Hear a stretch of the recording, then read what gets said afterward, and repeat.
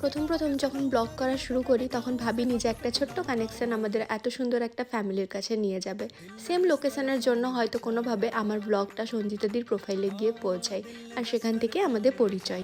দেখতে দেখতে বুঝতেই পারিনি কখন তারা আমাদের ফ্যামিলি হয়ে যায়। আজকাল কোনো সেলিব্রেশন হলে দিরা তো ডাকে আমাদের, তাই তাদের মেন ফেস্টিভ্যাল ঈদ কী করে বাদ যায়।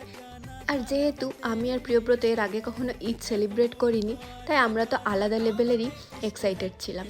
যাই হোক, এই যে দেখছো মেহেন্দি, খাওয়া দাওয়া, গেম সব মিলে পুরো দিনটা জমে গেছিলো।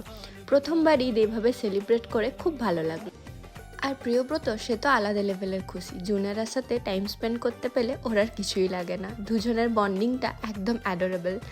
যাই হোক, এই ছিল খাওয়া দাওয়া, মুরগ পোলাও, ডিমের কাবাব, হোমমেড কেক আর সাথে হোমমেড সেমোয়ের পায়েস, পুরো জমে ক্ষীর। তো এই ছিল ঈদের ছোট্ট একটা ব্লগ। কেমন লাগলো জানিও কিন্তু।